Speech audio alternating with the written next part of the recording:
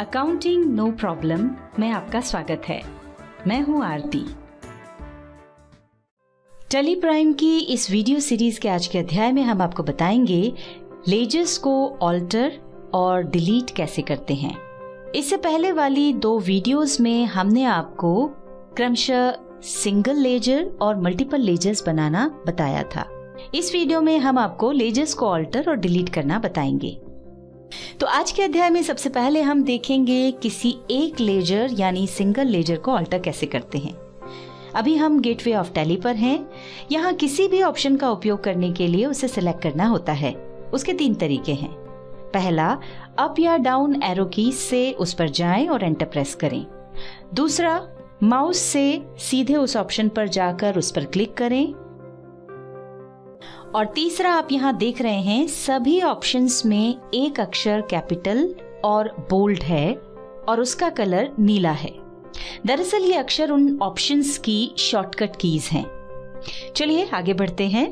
किसी भी मास्टर्स में ऑल्टर करने के लिए हमें ऑल्टर ऑप्शन पर जाना होता है और जैसा कि आप देख रहे हैं इसकी शॉर्टकट की है ए।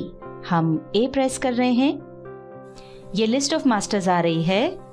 हम लेजर्स में ऑल्टरेशन यानी कि बदलाव करना चाहते हैं तो यहाँ से हमें लेजर सिलेक्ट करना होगा।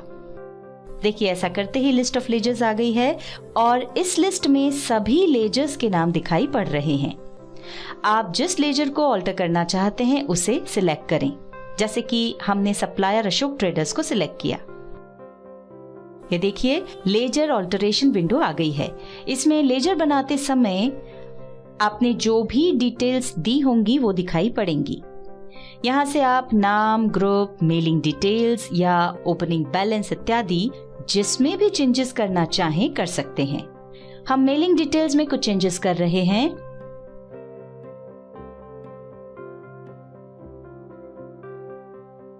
अब इस विंडो को कंट्रोल और ए कीज प्रेस करके एक्सेप्ट कर लेते हैं और अब एस्केप की प्रेस करते हुए गेटवे ऑफ टैली पर चलते हैं।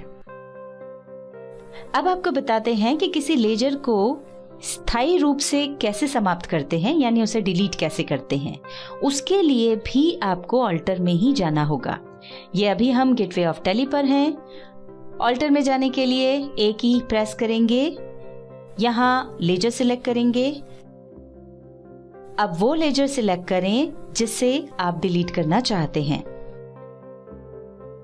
ये देखिए लेजर ऑल्टरेशन विंडो आ गई है। इस स्क्रीन पर ऑल्टर और डी एक साथ प्रेस करें। एक छोटी विंडो आएगी जिसमें आपसे पूछा जाएगा कि क्या आप इसे डिलीट करना चाहते हैं।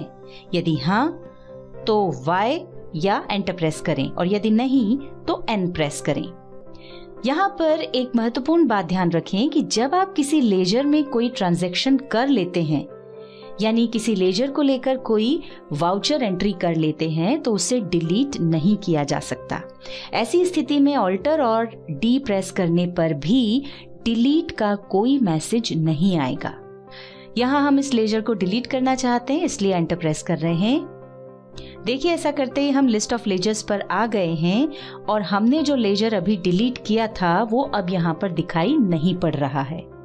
चलिए अब आपको बता देते हैं मल्टीपल लेजर्स में ऑल्टरेशन कैसे करते हैं। उसके लिए चार्ट ऑफ अकाउंट्स पर जाना होगा, जिसके लिए हम H की प्रेस कर रहे हैं। यहाँ पर लेजर्स हाइलाइटेड है, एंटर प्रेस करें। ये देखिए चार्ट ऑफ अकाउंट्स की स्क्रीन आ रही है।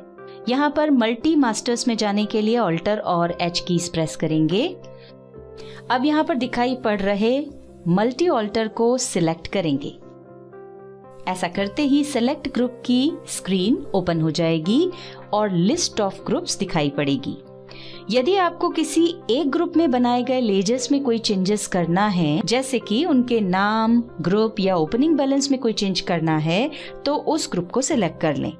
जैसे यहाँ पर हम बैंक अकाउंट्स ग्रुप को सिलेक्ट करके एंटर प्रेस कर रहे हैं।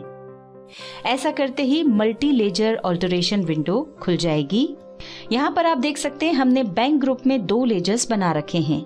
इनमें से स्टेट बैंक ऑफ इंडिया का नाम और ग्रुप दोनों ही सही हैं, पर दूसरी जो बैंक है उसका नाम बैंक ऑफ इंडिया न होते हुए बैंक ऑफ महाराष्ट्र है।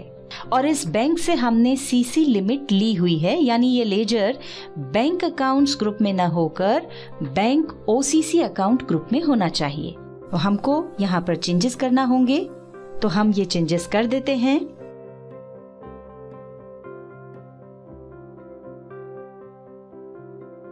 यहाँ आपने ध्यान दिया होगा कि हमने बैंक ओसीसी अकाउंट सिलेक्ट किया था, पर यहाँ बैंक ओडी अकाउंट लिखा हुआ दिखाई पड़ रहा है। वास्तव में ये एक ही ग्रुप के दो नाम हैं और इस बारे में हमने आपको लिस्ट ऑफ अकाउंट्स में बताया भी था कि टैली ने कई ग्रुप्स और सब ग्रुप्स को दो दो नाम दिए हुए हैं। यहाँ से यदि आपको ओपनिंग बैलेंस डालना हो या उसमें कोई चेंजेस करना हो तो वो भी आप कर सकते हैं। अब इस विंडो को एक्सेप्ट कर लेते हैं। विंडो को एक्सेप्ट करते ही हम वापस सिलेक्ट ग्रुप की स्क्रीन पर आ गए हैं, जिसमें लिस्ट ऑफ ग्रुप्स दिखाई पड़ रही है। चलिए अब हम किसी भी ग्रुप के अंदर बने लेजर्स को एक साथ कैसे ऑल्टर कर सकते हैं ये देख लेते हैं। उसके लिए ऑल आइटम को सिलेक्ट करें। देखिए ऐसा करते ही मल्टी लेजर ऑल्टरेशन विंडो आ गई है, जिसमें सभी लेजर्स के नाम आ रहे हैं और उनके आगे वो जिस ग्रुप में बने हैं उनके नाम भी दिखाई पड़ रहे हैं। इसके अलावा यदि आपने कोई ओपनिंग बैलेंस दिया होगा तो वो भी यहाँ पर दिखाई पड़ेगा।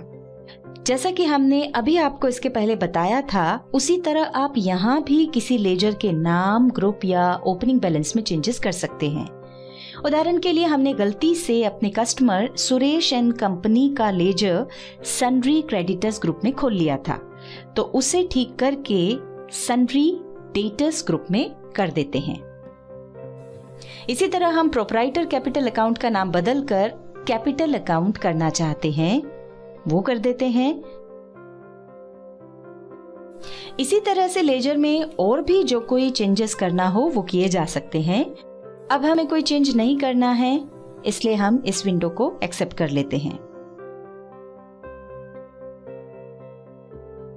दोस्तों, हम हर वीडियो में कुछ नई बातें डिटेल में समझाते हैं और बाद में शॉर्ट में उनका उपयोग करते हैं। यदि आप चाहते हैं कि कुछ भी उपयोगी सीखने से आप वंचित ना रह जाएं, तो कृपया सभी वीडियोस को क्रमानुसार ही देखें। इस वीडियो में हमने सिंगल लेजर और मल्टीपल लेजर्स में ऑल्टरेशन कैसे करते हैं ये बताया, साथ ही लेजर को डिलीट कैसे करते हैं ये भी बताया। इसके बाद वाली वीडियो में आप जानेंगे कि सोर्स डॉक्यूमेंट्स क्या हैं और टैली में उनका क्या उपयोग है।